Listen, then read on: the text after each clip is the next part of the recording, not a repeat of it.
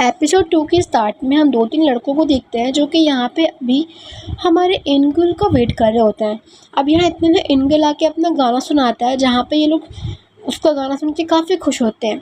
सारी परफॉर्मेंस ख़त्म होने के बाद ये लोग उसे ऑफ़र करते हैं कि हम लोग बॉय बैंड है और हम चाहते हैं कि तुम हमारे उसमें आके गिटारिस्ट बनो क्योंकि तुम्हारा गिटार काफ़ी अच्छा है। जहाँ पे इनगुल तो उन्हें मना करके वहाँ से चला जाता है, पर कुछ सोचने के बाद इनगुल जो है साइकिल लेके बाहर निकलता है। यहाँ ये लोग बात कर रहे होते हैं कि अगर उन्होंने कोई अच्छा गिटारिस्ट नहीं ढूँढा तो उनका ग्रुप डिसबैंड भी हो सकता है। यहाँ पे ये लोग कहते हैं कि वैसे भी वो हैंडसम नहीं था, वो अगर अपना फेस ऐसे ढक के रखता तो ज़रूर वो एक बदसूरत लड़का होगा। यहाँ पे वो लोग शर्त लगाते हैं कि मैं शर्त लगाता हूँ कि एक बहुत हैंडसम लड़का होगा, तुम्हें मुझे पैसे देने पड़ेंगे।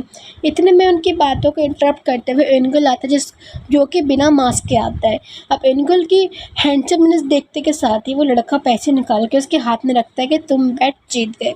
और यहाँ पे इनगुल कहता है कि मेरी कुछ शर्त है कि अपनी फैमिली को मैं सबसे पहले रखूँगा, मैं अपनी पढ़ाई में बहुत फोकस करूँगा और जब भी मैं चाहूँगा इस ग्रुप में कोई भी मीटिंग छोड़ के जा सकूँगा क्योंकि मेरी फैमिली प्रॉब्लम चलते हैं जो कि मैं आपको नहीं बता सकता। ये सारी कंडीशन मानने के बाद ये लोग आपस में काम करना शुरू करते हैं। अब यहाँ हमें टाइम 1995 का देखा जाता है जहाँ पे हाई चैन और सेग्योंग होते हैं। अब यहाँ पे लड़की को तो आपने फर्स्ट एपिसोड में देखा ही होता है। यहाँ पे हाई चैन और इसका फ्रेंड दोनों बात कर रहे होते हैं कि वो लड़की को कैसे पटाएंगे, पर उन्हें कुछ समझ नहीं आ रहा होता क्योंकि सेग्योंग इतनी पॉपुलर होती है कि जैसे वो स्कूल से बाहर निकलती है उसको देखने के लिए वहाँ लाइनें लग जाती हैं और काफ़ी सारे कंपनीज़ के लोग उसे आके अप्रोच करने की कोशिश करते हैं, जहाँ पे हाई चैन का तो बिल्कुल भी चांस नहीं होता। फिर भी यहाँ पे ये चैन जो है सेग्योंग की पार्टी में छुपके देखता है कि सेग्योंग क्या कर रही है, जहाँ पे उसका फ्रेंड भी होता है। इतने में उनको पार्टी में से एक बंदा देख के कहता है कि तुम लोग कौन हो, फिर वो लोग छुप जाते हैं। अभी लोग कहते हैं कि बल्कि हम पकड़े गए हैं तो हमें घर जाना चाहिए, नहीं तो हमारी बहुत बड़ी पिटाई हो जाएगी। जैसे ही उसका दोस्त पलट के देखता है कि ये चैन तो दीवार कूद के पार्टी में जा चुका है और यहाँ उसका दोस्त काफ़ी रो रहा होता है कि हर चीज़ अपने बन पे कर लेता है। यहाँ छुपके ये चैन सेग्योंग को गाना गाते हुए देख रहा होता है, जहाँ पे उसकी फ्रेंड से सस्पिशियस लगती है कि हमने तो तुम्हें इस पार्टी में नहीं बुलाया, तुम इस पार्टी में कैसे आ गए।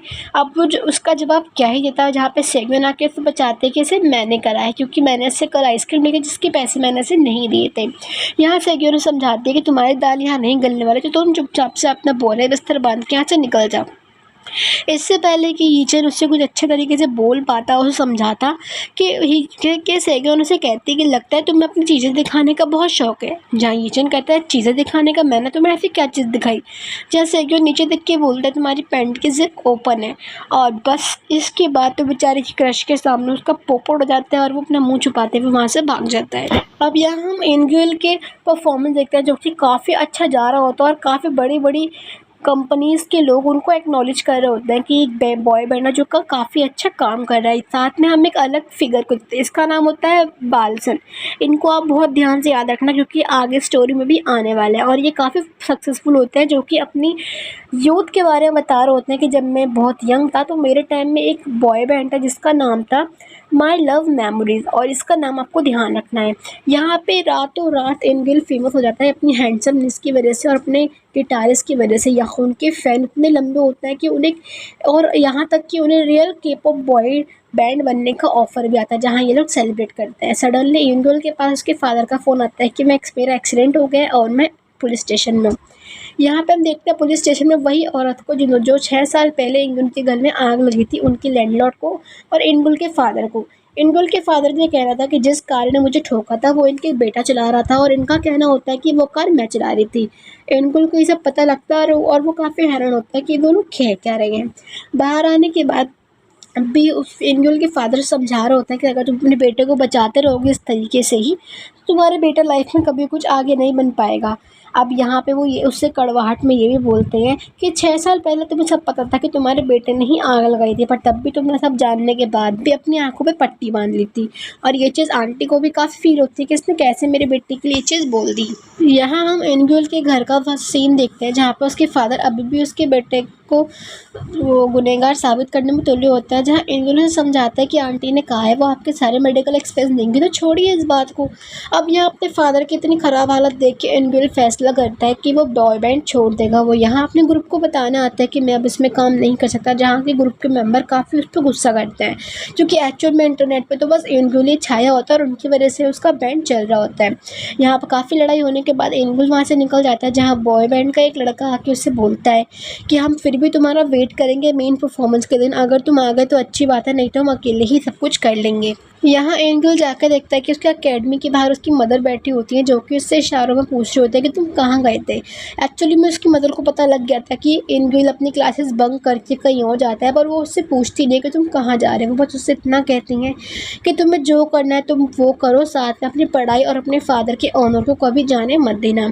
यहाँ एंगल अपनी मदर की बातों से काफ़ी प्रभावित होकर उसी जगह पे आता है जहाँ पे वो म्यूज़िक शॉप थी, वीवा म्यूज़िक शॉप, जहाँ एक औरत आके उसे देख के ये सोचती है कि शायद ये मेरी बेटी के पीछे पड़ा है। तो वो उससे पूछते हैं कि तुम भी मेरी बेटी के पीछे पड़े हो।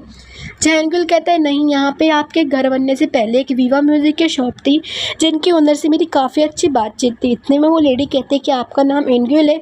जहाँ वो कहता है आपका क्या मतलब, आपको कैसे पता। वो बताते हैं कि ओनर की डेथ के टाइम पे तुम वहाँ शॉप के बाहर खड़े थे और मैंने ये सब चीज़ें देखी थी।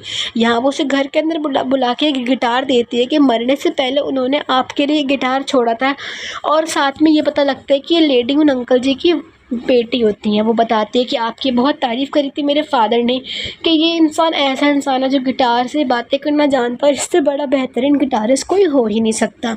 अब अंकल की ये सारी बातें सुन के एंगल को काफ़ी अच्छा और काफ़ी बुरा फील हो रहा होता है। रात में एंगल अंकल से मन ही मन में बातें करता है, इमेजिन करके कि मुझे आगे क्या करना चाहिए। जहाँ अंकल उसे राह दिखाते हैं कि तुम्हें दोनों ही चीज़ें साथ में परस्यू करनी चाहिए। परफॉर्मेंस के टाइम पर ही एंगल आ जाता है और बैंड में शामिल हो जाता है, जहाँ उसके बैंड वाले भी काफ़ी खुश होते हैं। अब हम 1995 का टाइम देखते हैं, जहाँ पर यीचन काफ़ी परेशान होता है कि उसकी जिप खुली होने की वजह से उसकी बेइज्जती होगी सेग्योन के सामने और वो शेकड़ी नहीं झाड़ पाया।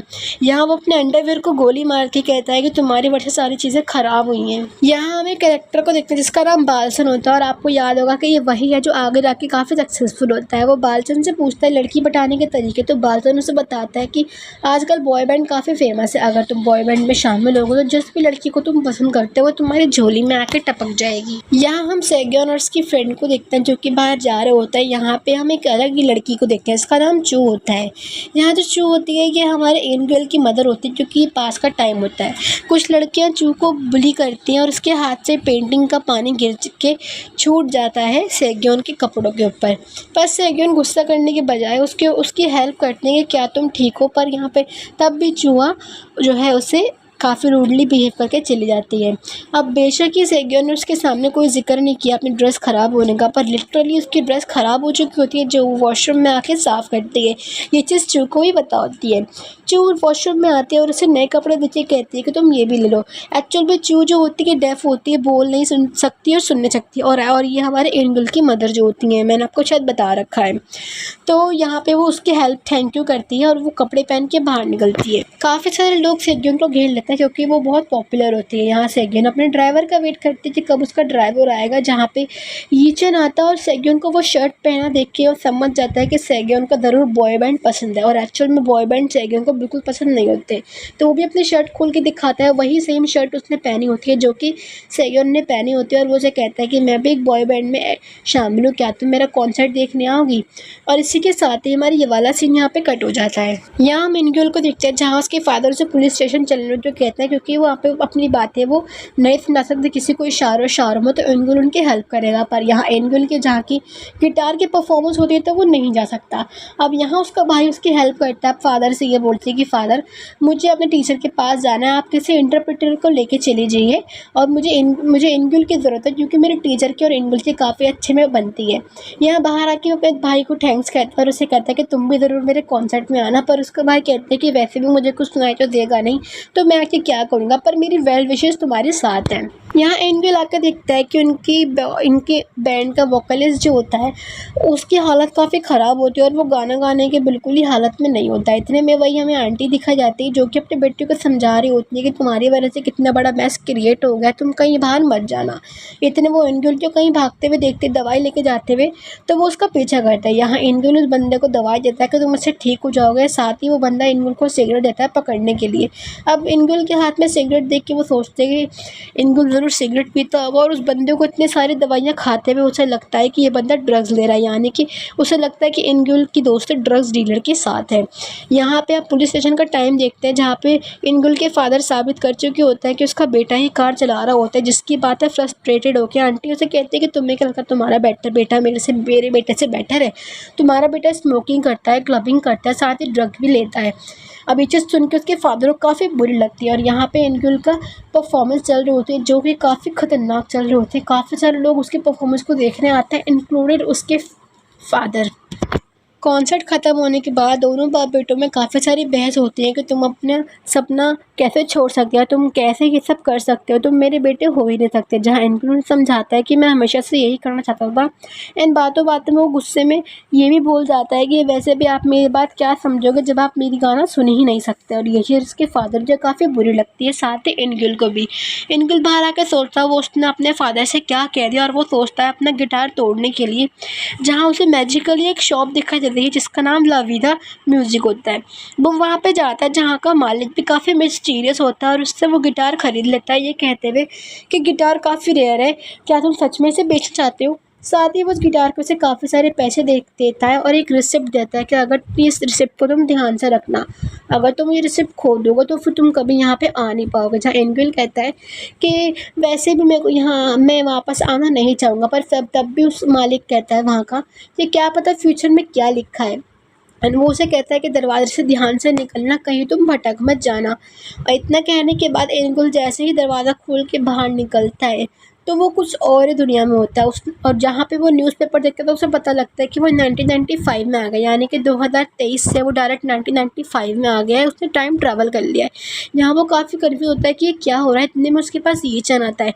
ये चेन कोई और नहीं बल्कि एंगल के फादर होते हैं जो कि पास में बोल और सुन सकते हैं। अब अपने फादर को देखकर एंगल काफ़ी हैरान होता है कि मेरे फादर बोल सुन दोनों सकते हैं, तो उन्होंने आज तक हमसे झूठ क्यों बोला कि वो बहरे और नहीं बोल सकते हैं। और इसी के साथ ये एपिसोड हमारा यहीं पे ख़त्म हो जाता है।